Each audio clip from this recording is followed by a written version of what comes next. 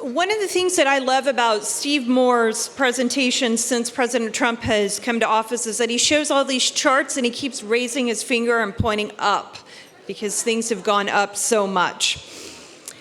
All right, next we are going to have a panel, False Promises, the Left's Pursuit of the Women's Vote. And Rebecca Hagelin is going to introduce the rest of the people on the panel, and I'm going to introduce Rebecca.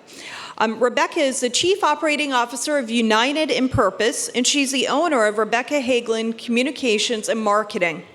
Her weekly column, Inside the Culture, appears in the Washington Times. She has over 30 years' experience in developing social, family, economic, and religious policy analysis and plans.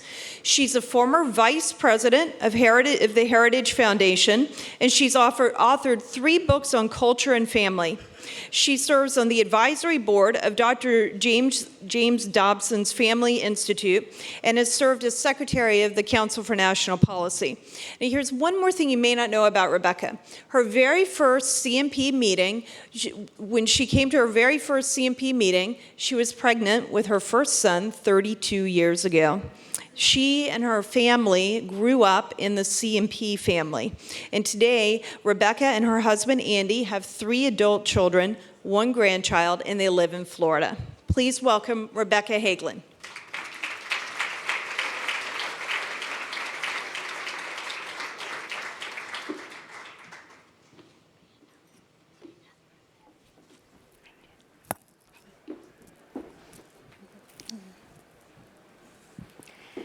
Good afternoon, friends and family members. It's so awesome to have assembled this great panel of worker bees. And I know we're all worker bees here. And you've seen the title of our panel. It's False Promises. But I'm actually going to talk about something else for the first minute. A lot of you that know that I work with Rush Limbaugh have been asking me for updates on Rush. And as one of the heroes of our movement, I thought it would be very fitting to just share a little bit with you. First of all, everybody finds out what's going on with Rush, including me, when it comes out of his mouth on the microphone on the show. Literally the day that he announced that he had advanced cancer, the network heard it at the same time that all of his listeners did. He considers his listeners to be a family, and he takes it very seriously. I actually, as it ends up, was in a meeting with him the day after he found out that he had cancer. In that meeting, he, of course, never mentioned a word. He had literally found out fewer than 24 hours before that he has stage 4 advanced lung cancer. He was jovial. He was kind and thoughtful, and you never would have guessed in a million years the burden he was bearing, which is why he's such a great spokesperson for us. But I wanted to just read from you a little bit of what he said on Thursday on the air, just so you kind of know the latest since we've been together and don't miss anything. So every day at 1 o'clock at the top of the hour, Rush gets a cancer treatment during the show. He gets another one at 11 p.m. every single night. And then he gets 4 more intense treatments throughout the week. So when you're listening to him, pray for him at 1, and then pray for him again at 11, that the treatments will be effective and that he'll be able to bear through them. But here's what he said that I think is very poignant and everybody should know. He said, "I'm extremely optimistic about the treatment for a host of reasons, not the least of which is," and he says, and I mean this from the bottom of my heart, is all of you. I believe God is good. I believe that there's good in everything that happens. Let me give you an example of that. It's not good for me to have contracted this, but there is good in it. There's good in it, maybe for other people who might be inspired to change their life so they don't get sick or whatever. There's good in everything if you just look for it. And ultimately, there's going to be good in it for me. It has already been good for me. And then I'll skip down to something else, which again is very poignant. He said, I have to tell you, there have been 2 days this week where I got up in the morning and I said, gosh, I cannot do this show today. I try not to artificially push myself out here every day as a sign of toughness. But I do try to push myself out here every day because that is what I love doing. This is my natural, normal, happy state. And there are some days where I say, I cannot do this. I cannot push through. And then he goes on to say that he has to cave to it some days. He won't be with us some days. And he appreciates our prayers.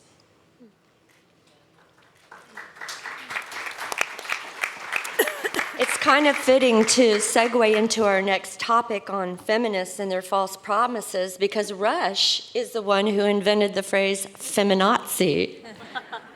Do you remember that? So I have a slide right now that is just kind of an introductory slide for a moment. Who remembers this event? No, these are not the teenage girls, the mean girls in high school either. These are members of the United States Congress. They are mean girls. They are. And this was last year, not this State of the Union, but last year. I don't know if you see them high-fiving each other and yelping and screaming. And remember, they stand on command when their fearless leader, Nancy Pelosi, tells them to, and they sit on their hands at other times. But actually, who are these women? I call them a sisterhood of sorrow and socialism. Here's what they believe. These women believe in killing babies before birth, and some of them even believe in killing babies after birth. They want to obliterate marriage. In fact, they've already done that in the law. They want mandatory graphic sex education for the youngest of children. They want young children as young as 5 to be able to decide what gender they are and force other children to call that child by his or her select pronoun. They want federal government control of health care, federal government control of schools, federal government control of speech, federal government control of religion, confiscation of our guns, destruction of all parental rights, and trample the Constitution. So how do they wrap all of this up? Well, I'm going to find my little clicker here, and I'm going to show you the same picture, but I want to point to something a lot of people missed. You see those little red circles? Those are the buttons that many of them were wearing at the State of the Union last year. Mm-hmm. So you have to say, what do those buttons say? Oh, ERA, yes. Everything that I just described to you is wrapped up in their great hope of passing and having the ERA finally become a part of the Constitution, so that all these things I talked about would be enshrined in the Constitution forever. Well, a lot of people will say, yeah, but the ERA is dead. The Justice Department ruled it is, so isn't it dead? Well, here's a picture of this year's State of the Union address, and more of them have ERA yes buttons on. So if you're wondering if this fight is over, they've just shown us that it is not, which is why we all need to understand what the Equal Rights Amendment is, as well as the Equality Act, the Violence Against Women Act, the pro-choice terminology, the Me Too movement. What is it all about? They're all false promises, clever titles disguised to hide their real radical agenda. And we have assembled the most expert panel of awesome female warriors who have been working on these issues in the trenches for decades. Kristan Hawkins is the head of Students for Life, and she has chapters in all 50 states where she's educating the next generation of leaders on these very issues. Next to her is Cori. Cori is the daughter of Phyllis Schlafly. And Anne, since her mother's passing, has been bravely and courageously and effectively leading Eagle Forum and what her mother started.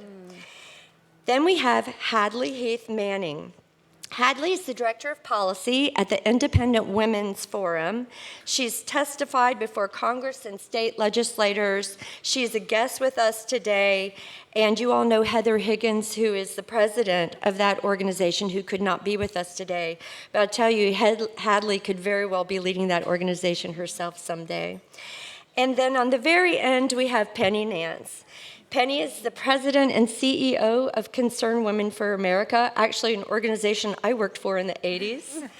And she's a commentator for ABC and Fox News and many other outlets. She's also on the executive committee of CNP. So, ladies, thank you for joining us, and please help me welcome this wonderful panel of women.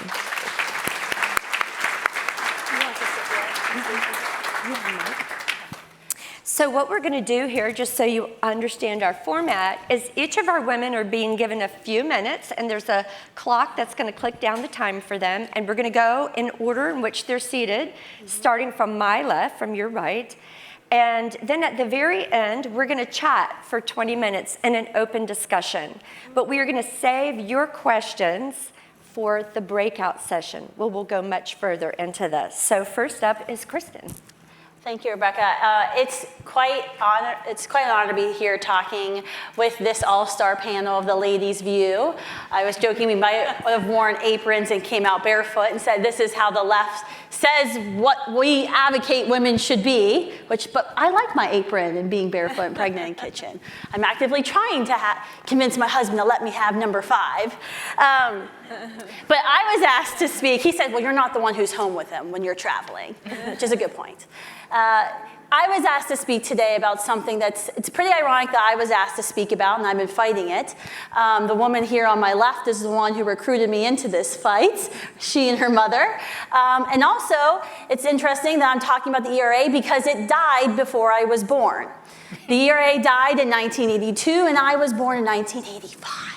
I'm not in college, for some of you who were asking earlier. So why are we talking about ERA and what's going on with the ERA? I get this question all the time from reporters. Quite frankly, the honest to goodness truth is that the other side, abortion advocates, are terrified that Roe is going to be reversed, that abortion is no longer going to be legal in all 50 states, and they are desperate, and they are trying everything they can to figure out what they can throw up against the wall and see what will stick. And ERA was one of those ideas because it fell, in their view, 3 states short of ratification, and it has a really good sounding name, Equal Rights Amendment. Who would be against that? Certainly not all those Republicans who are afraid of the war on women that they've launched. They would all vote for this. So a couple of years ago, Ann called and said, we have a problem. This is starting to go through states that didn't ratify the ERA before it died in the late 70s and early 80s. It went through the Nevada legislature with Republicans voting for it. It went through Illinois, and we got involved and worked together in Virginia, and were able to stop the GOP legislators there from ratifying ERA, but we failed this January when the Democrats took over the state, and they were very clear about this. So the left is terrified, the abortion left is terrified. We have the quotes from NARAL, from Planned Parenthood, from the Feminist Majority Foundation, who have openly said in their fundraising emails, and their emails they've sent to supporters, urging them to why 2020 is so important, that the ERA is crucial to their goal of ensuring abortion is in our Constitution. And so this is out in the open. You can Google this. You can find their quotes. They've been very upfront that the ERA is nothing except the Everything Related to Abortion Act. When someone says ERA to you, you should say, oh, do you mean the Everything Related to Abortion Act? Is that what you're talking about? Because that is really what we're dealing with here, because there's been 800 laws and regulations passed to ensure that women have equal access and education in the workplace. The ERA is unnecessary, except if you believe on abortion on demand and taxpayer funded. Why? State legislatures that have passed state ERAs, New Mexico and Connecticut, after passing their state ERA, shortly after, their state Supreme Courts ruled that because their state had an ERA, therefore taxpayers in their state had to pay for all abortions in their state because women were only equal unless we had access to a very special surgery. A very anti-feminist notion, by the way, because we, no offense to the men in the room, are the superheroes because women can lactate, gestate, and menstruate. 3 things you all never be able to do. So the ERA, where does it stand now? The DOJ has come out and said it's dead, dead, dead. The National Archives has said we are not going to certify this unless there's a court order, but that's not going to stop them. The House of Representatives this year voted to say that their 1982 time limit was unconstitutional. They basically said what we do in this body doesn't matter because we can just go back and say what we did was wrong. It didn't matter. It was unconstitutional. They're not going to stop. This is only the beginning. If the Democrats achieve their goal of getting the House and the Senate and the presidency, they will push for this and they will ensure that they do this. Ruth Bader Ginsburg says we have to start over. I don't know if they'll do it that way. There's a couple different options. But I want you to watch this video right here we did with some of our messaging with our young people, and it's working. Is the Equal Rights Amendment actually about helping women? The answer is no. Let me explain. In 1923, women's rights activists, led by Alice Paul, pushed for an amendment to the United States Constitution called the Equal Rights Amendment, or the ERA. It was introduced to Congress, but failed. So why is the abortion lobby obsessed with ratifying the ERA now in 2019? Because they are terrified that Roe v. Wade and Doe v. Bolton, the 2 1973 Supreme Court decisions which made abortion legal in all 9 months of pregnancy, will soon be reversed. Out-of-touch activists now believe the ERA could help them worm abortion into the Constitution. So in reality, the ERA should be called the Everything Related to Abortion Act. If the ERA was ratified, it would provide a constitutional cover for abortion. Don't believe me? NARAL Pro-Choice America, formerly called the National Association for Repeal of Abortion Laws, admitted to its supporters in a March 2019 email that, quote, "In order to protect our reproductive freedom today, it's essential we pass the newly reintroduced bill to ratify the ERA. With its ratification, the ERA would reinforce the constitutional right to abortion, which would require judges to strike down anti-abortion laws because they violate both the constitutional right to privacy and sexual equality," end quote. As new technology continues to develop, babies can now survive earlier and earlier outside of their mother's wombs. This new technology is making the trimester argument used in Roe v. Wade less relevant. But if the argument is instead based on the equality of women, it wouldn't matter how developed the whole unique human baby is. Though it doesn't specifically mention abortion, if the ERA is ratified, it would lay the groundwork for this equality argument, which essentially says that women's equality requires reproductive and bodily autonomy, and without it, women cannot participate as full and equal citizens in our country. In other words, the abortion lobby believes that women do not have control over their lives unless they have the ability to end the life of another person, their child. In fact, similar equality language has been used at the state level to justify taxpayer-funded abortion. In 1986, the Connecticut Superior Court struck down a state law which banned the use of taxpayer funds for abortion using its own state ERA, ruling that, quote, "discrimination against pregnancy by not funding abortion when it's medically necessary and when all other medical expenses are paid by the state for both men and women and sex-oriented discrimination," end quote. And again, in 1998, New Mexico's High Court ruled that a policy to restrict funding for abortions violated New Mexico's ERA because, quote, "it resulted in a program that does not apply the same standard of medical necessity to both men and women," end quote. So the next time you hear activists pushing for new laws ensuring equality for women, ask them why the current ones aren't enough. You'll get your answer. The ERA isn't about women's equality. It's about pushing the agenda of the abortion lobby. Thank you so much, Kristan. And Anne's going to pick up now. Thank you. Well, it doesn't put women in the Constitution, and that's the single most important argument against ERA. It puts sex in the Constitution. And back in the 1970s, we had a pretty good idea of what sex means. I don't think anybody in this room can tell me what sex means today because it's constantly being redefined. So I have a suggestion that I urge you all to do, which is not to use the language of the left. They want everything to be about gender. You know, Facebook has said there's 57 genders, or possibly, I don't know, 157. Why stop? And all this stuff about, you know, gender and changing everything into gender means it's fluid. We're not quite sure what gender is. But we do know what biological sex is. So every time somebody says gender equality, I say you have to change it to sex. And in biological sex, there are two. There's a Y chromosome, there's an X chromosome. Everybody has one. It's immutable. It cannot be changed. It is not fluid. And if you think that sex, biological sex, can be changed, well, you are a biology denier. And I think it's very important that we say that we get rid of this word gender and go back to sex. ERA is about sex.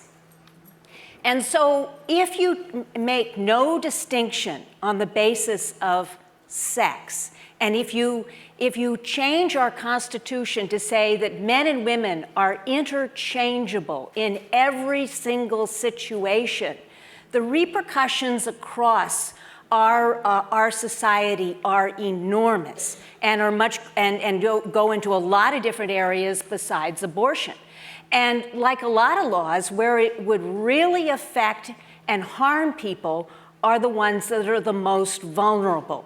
You know, the whole history of women and feminism has been about elite women wanting to get something special without caring that it's going to harm and hurt the most vulnerable among us, because the interchangeability of the sexes will significantly harm children, particularly girls. And just think about athletics, for instance. And we've had some horror stories about the idea of transgender taking over athletics. Well, I don't see how under a constitutional amendment where you can't have any distinction between men and women or girls and boys, why you can have any female sport at all.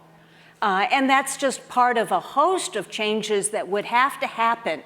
And, you know, earlier Kelly talked about religious freedom. I want you to think about redefining sex so that there is no distinction between men and women, how that affects the religious freedom of every single person in this room. And so this is why this amendment is pernicious against all areas that we care about, not just any one particular or say, oh, it's a women's issue. No, it's an issue that would affect all of us. Another area where vulnerable women would be most highly affected is in correctional institutions. Now, how does anybody gain if we have to sex integrate prisons? That is a disaster, and that is asking for sexual assault. And I think we've also heard some stories about how women's shelters have come under attacks because men in nightgowns think they ought to be spending the night in a women's shelter. Sure, you can put on clothes and dress up, but that doesn't make you a biological female. And so for all of us, we must protect and defend the rights of women not to be forced and to lose our rights in this idea of a sex-neutral society which will destroy us. Great, thank you. Thank you. Now, Hadley is going to talk about a couple of other issues beyond the ERA that the feminists are also pushing. Great, thank you so much, Rebecca. I'm Hadley Heath Manning. Glad to be a guest here at CNP. Interestingly, my grandfather, Charles Heath, was a member of CNP until 2002, so I'm happy to be joining this esteemed group, and Heather Higgins sends her apologies that she can't be here. I'm here also with my 2 young children. I have 1 girl and 1 boy. And I listened to this panel, and I just want to thank my fellow panelists for the work that they're doing, because as the mother of a young boy and a young girl, I am truly, I have a lot of questions about how I'm going to navigate a public school system and a culture and a society with this deep-seated confusion about what it means to be men and women. And so please pray for me and other young parents as we try to rear the next generation of men and women. This panel is about false promises. I think the ERA is filled with false promises. It's common for the left to present themselves as those fighting for a victim, right? And whether it's women as a victim class or more recently transgender individuals, they say, we are the ones standing up and fighting for the little guy. And of course, we know that nothing could be further from the truth. But this is the narrative that they present. It's a narrative that's pretty effective with women who tend to be sympathetic to the little guy and want someone to stand up and fight for those who are oppressed or vulnerable. And certainly people who are suffering from gender dysphoria are sympathetic and vulnerable. And I think everyone here would agree those people are created in the image of God and deserve to be treated with the fullness of human dignity.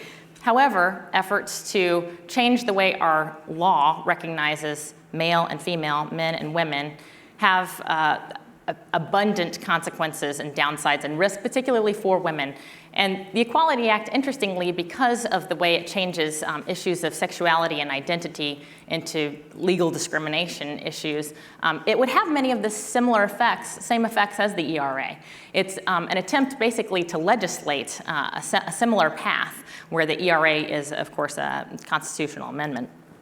So we've heard some discussion about the effect the Equality Act could eliminate women-only spaces, whether it's prisons, locker rooms, battered women's shelters. It could destroy women's sports.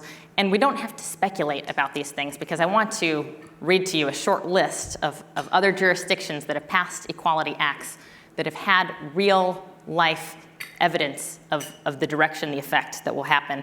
In Canada, beauty shops that refuse to force their female spa technicians to wax male genitalia have been sued by a transgender activist. In Alaska, a battered women's shelter was investigated by the State Equal Rights Commission after the shelter turned away a transgender woman or a biological male.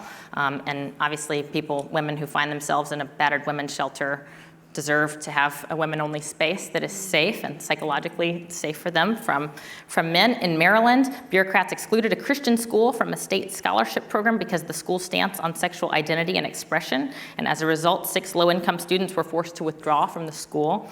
In Connecticut, 2 male to female transgender athletes are topping the list of champions at every track meet.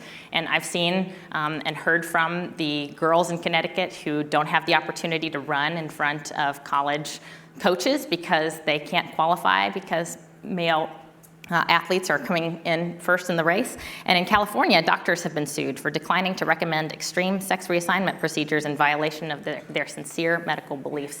So when we talk about these issues, I think it's important to put this evidence in front of people. We're not pretending there's some boogeyman out there. We know what will happen if the Equality Act becomes law. And secondly, I want to touch on the Violence Against Women Act. Interestingly, you can't be in favor of the Violence Against Women Act and the ERA because it is a law that recognizes there is such thing as women.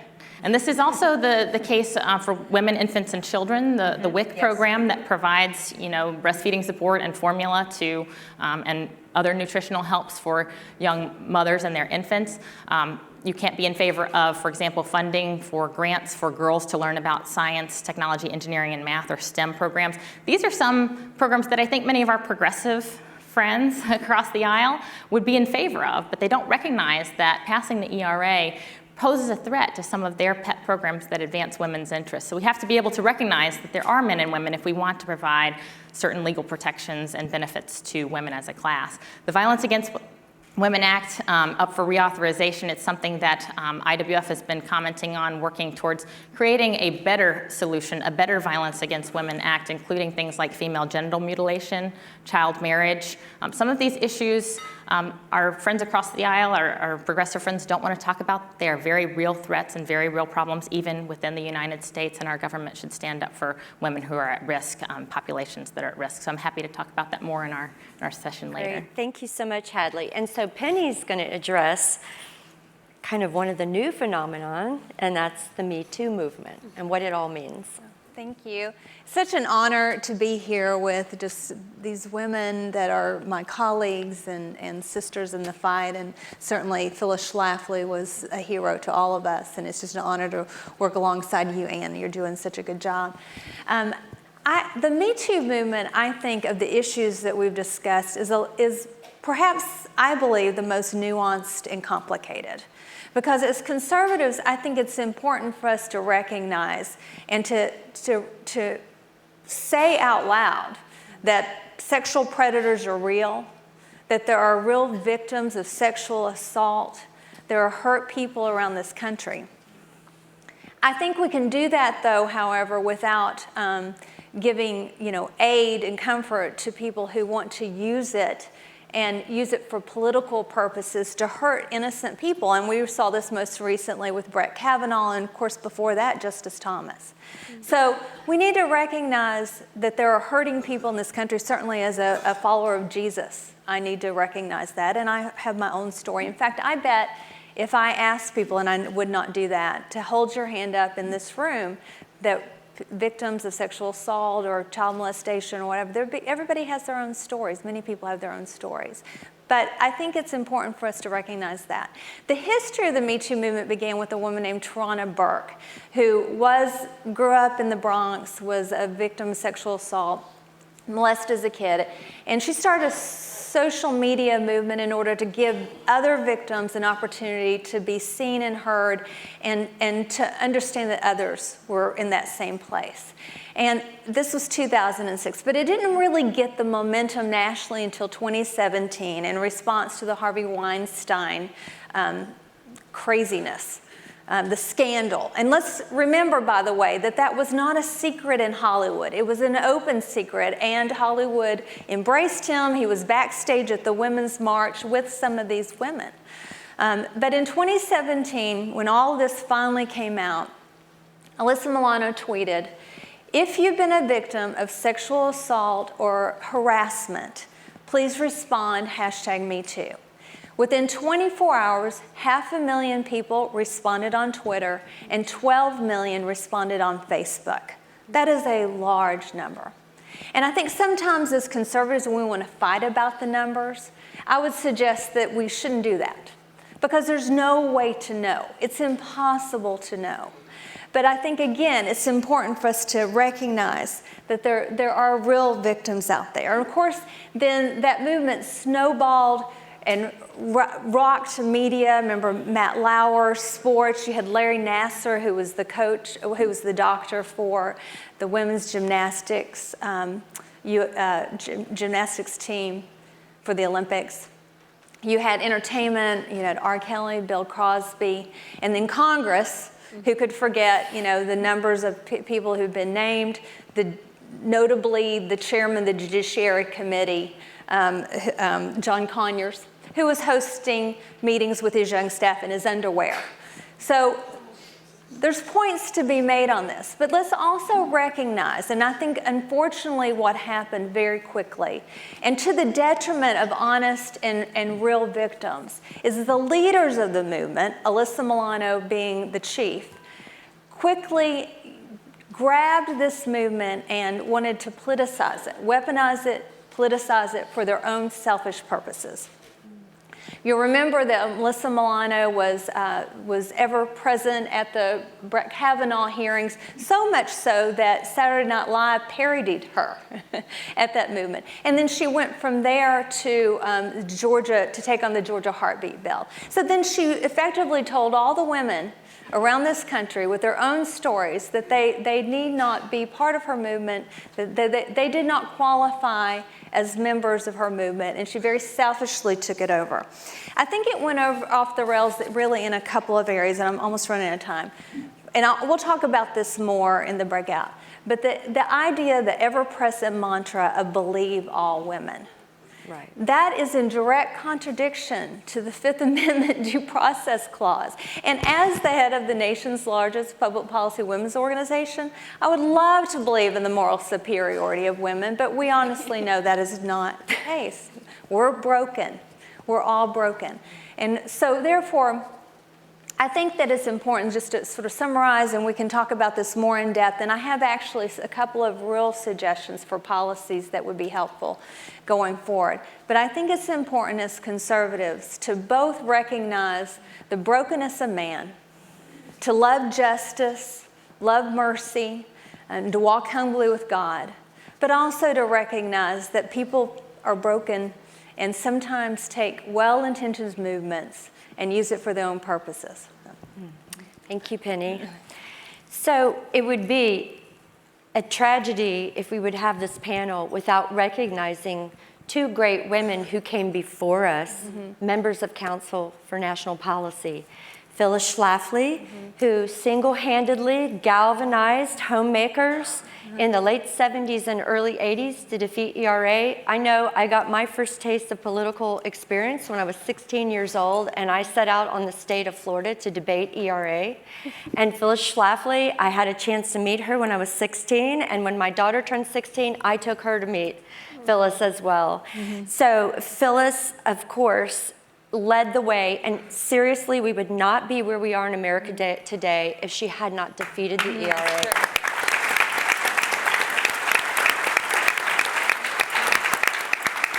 And of course, the other woman is Beverly LaHaye, who started Concerned Women for America. She was not involved in politics. She was a wonderful stay-at-home mother, and she saw a feminist on TV, Eleanor Smeal, I believe it was, say, "I speak for all women." And she stood up in front of her chair in her living room and said, "Over my dead body." And she started Concerned Women for America. And now Penny has taken that mantle.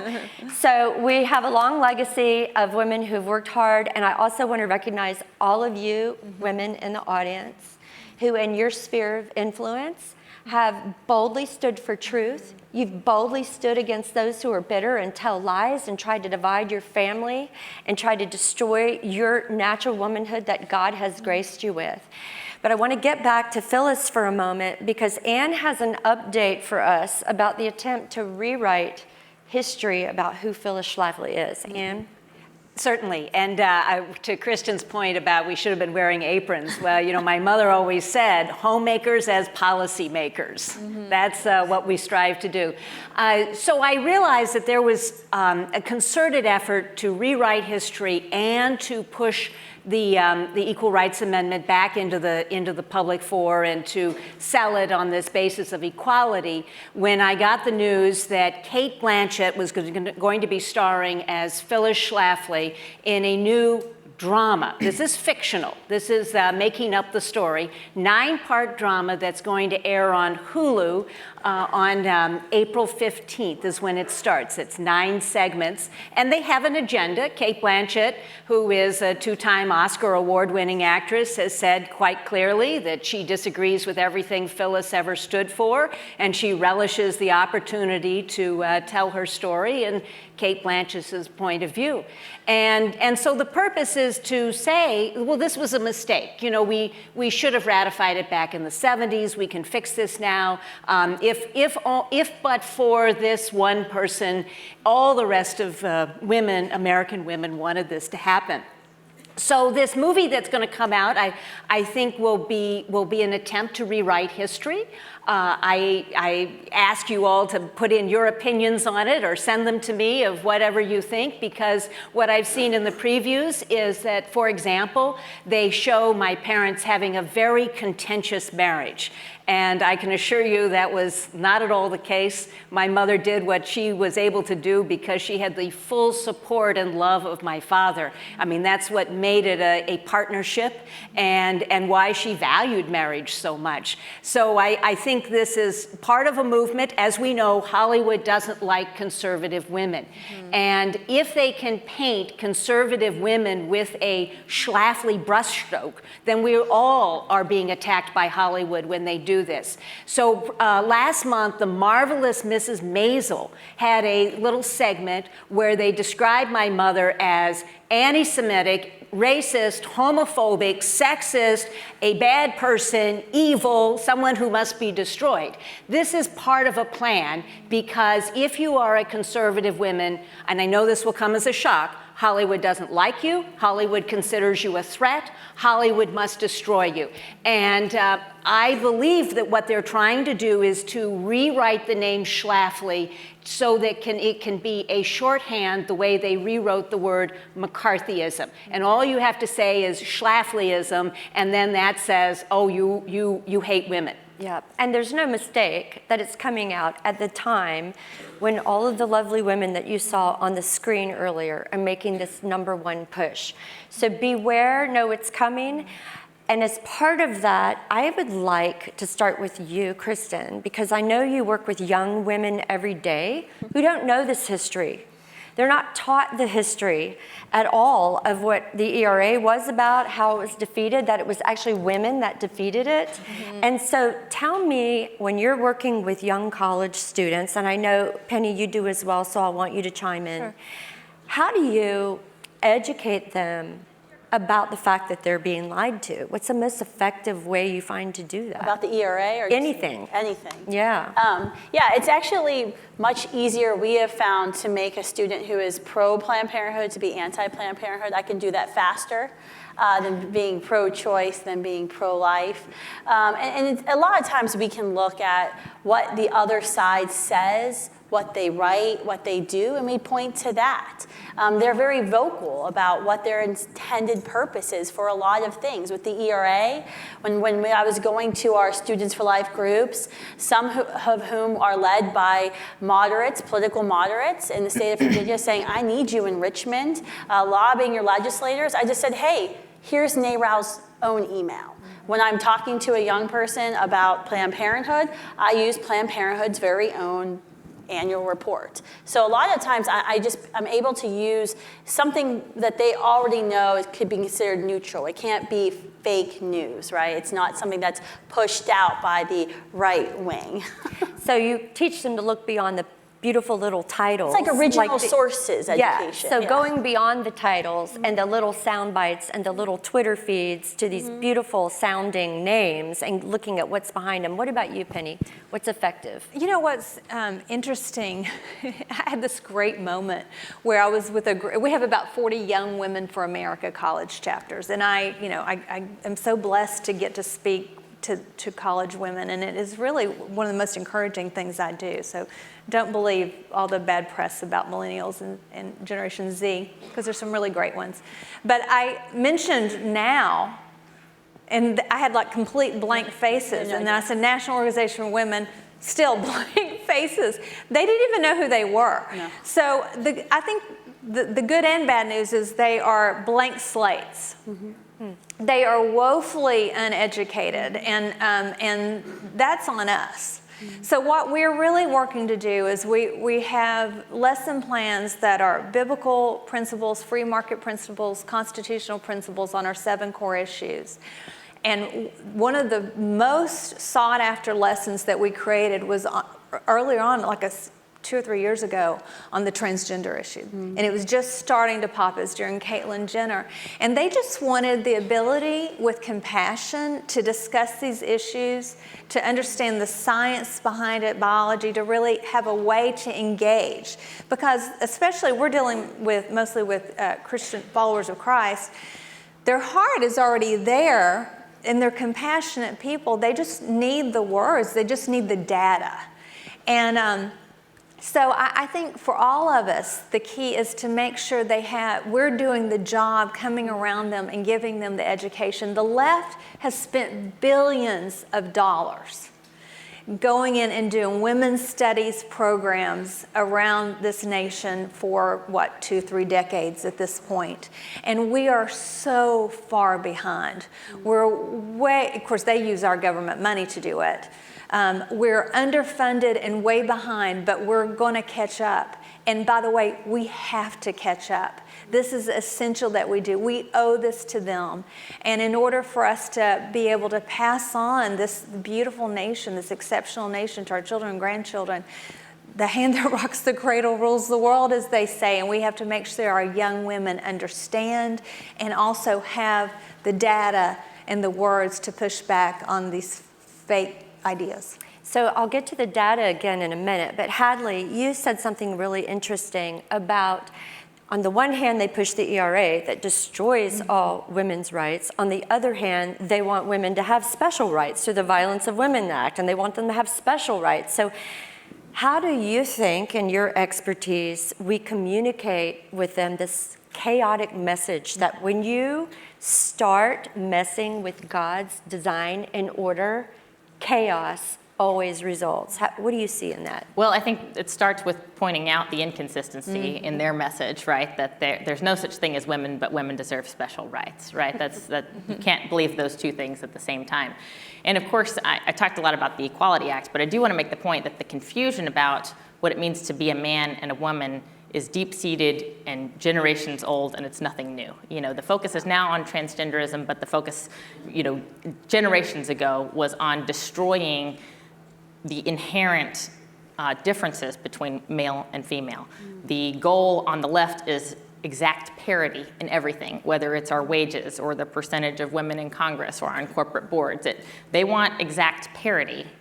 However, they don't even, half the time they don't even recognize that there's a difference between men and women. You can't have parity between two distinct things if those things are not two distinct things. And I think our answer to that has to be, one, consistent message from our perspective about what it means to be men and women. And one reason I think that Hollywood hates conservative women, and generally there's other institutions in our culture that hate conservative women, is because we're so happy. Because we are satisfied with life, and we have made choices and owned our choices, and because we celebrate being women. And that goes counter to the narrative that being a woman is a real drag, and being a woman is something to be resented and something to be fought against. Well, and Hadley, the parity, having the gender parity and the interchangeability, that's part of the promise of socialism. Yes. I mean, you can't discount the socialist nature of all of this. Absolutely. Penny? Yeah, I was just going to put in, talk about the contradiction. And we're just talking about the Me Too movement, the victimization of women. The same people that are concerned about rightly concerned about those issues, are advocating that women who are the least of these, women who are incarcerated, be forced to share a cell with a man, or we talk about domestic violence shelters. So that inconsistency and contradiction is so profound. We just got to make sure that we're teasing that out. I don't know how they look at themselves. Not only is it just the women that are incarcerated in the cell, I'm hearing from people who are corrections officers, women who are working with in juvenile facilities. The juvenile facility, the kid that comes in that identifies as a woman may be 6'4" and 200 pounds, and they're worried about their own safety. So if you really care about the safety of women, you have to recognize that there are biological differences and stand firm on that women. That's why we have 800 specific laws that protect women, and we deserve those and we need those because we are different. I just want to add one thing about sort of the social science, because part of the issue is that on any of these issues, the academic institutions in our country that produce the social science, I'm truly concerned that there's a level of censorship going on when it comes to social science. And we've talked with people who study, for example, the inherent psychological and biological differences between men and women. It's not a popular position to stake out, but it is a biologically It's the most controversial thing I say on campus. Exactly. And so I think if we want to create laws that accord with reality and truth, then we have to get the real social science. And I think people are convinced by evidence. If we want to change people's minds, then we say not just this is what could happen or this is what would happen. This is what the evidence says will happen. Yes. And we have to have the right information and the right. So the social science, there's actually a website that the Heritage Foundation has. Is it still called familyfacts.org?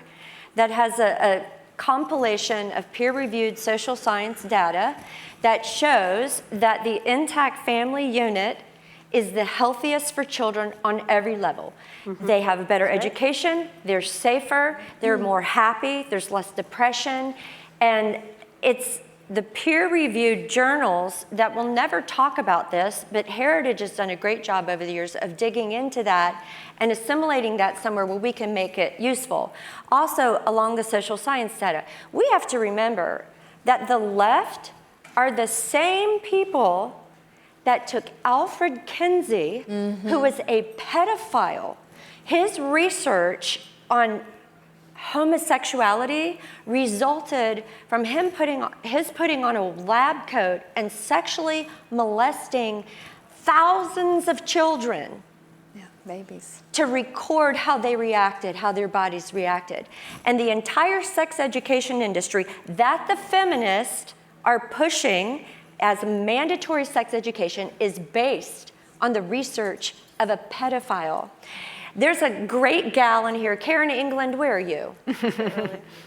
Karen England? She's over there. Yeah, okay. So Karen England is my favorite CNP potty mouth. And, and the reason I call her that is, if you really want to know what's going on in K through 5 sex education, bolster yourself up and go talk to Karen, because you're going to get nauseated. And she digs into it every day on the graphics education, as well as what we've been talking about, this whole gender thing where a 5-year-old can choose what they want to be. And in some states, like where's Deborah Flora? I don't know if Deborah's in the room. Deborah started this great group, Parents United. And she's highlighting a case in Madison, Wisconsin right now, where parents are suing because the Madison School District has said a child at school can choose their gender. We will treat them like that gender, and the parents will never know. So it's pervasive, and it all goes back to like who we are. What is our view of God? So I know that Kristan has some research that we're going to talk about in the breakout session. Can you tell them real fast about the messaging research you're working on? Sure. This is a commercial. You have to come to the breakout session. We are conducting at Students for Life a $450,000 research project right now on mushy middle millennial women. It's the Triple M project. So these are the, I don't like abortion. I don't feel quite right about it. I kind of get icky in my gut.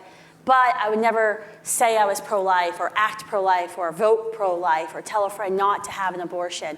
And those are often very hard and difficult conversations on campuses. And when we're measuring our conversion rate and how quickly we can change minds, these are the longest conversations. But we are seeing some breakthroughs in how do we talk to these women. Some of that language was used here today in that video. I would just like to encourage all of you, you all have children and grandchildren, and to echo what Penny was saying, please talk to them about these issues. If you do not talk to them about sex, about gender, about life, Planned Parenthood is already on their smartphone, already willing to engage, and you do not want them to be the leading authority in your child or grandchild's life on these issues. Their intended goal since the 1960s has been destruction of the family, and that starts with the miseducation of the young people. Amen. And we have a lot more to talk about, as you can see. We'll take your questions. We want your input, but I'm going to leave on a positive note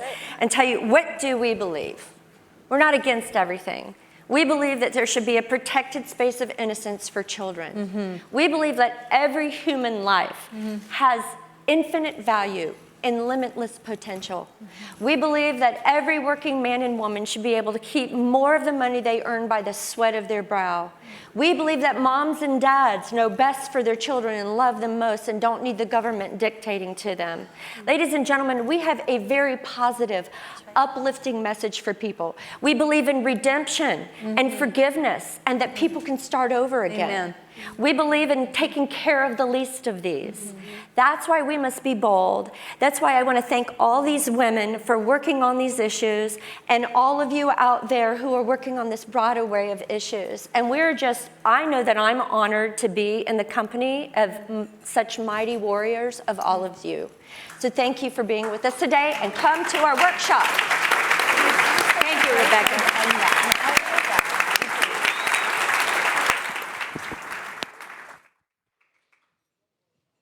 Thank you, ladies, so much. One thing you said, that as a mom of 16-year-old boy-girl twins, I completely agree with you. You have to talk to your kids about this early. If you have children, talk to them. If your children have children, make sure they understand this. And I have a policy when my kids got an Instagram. It's not an Instagram account, it's just an Instagram. That any social media accounts, I had to have the ID and the password so I can log in.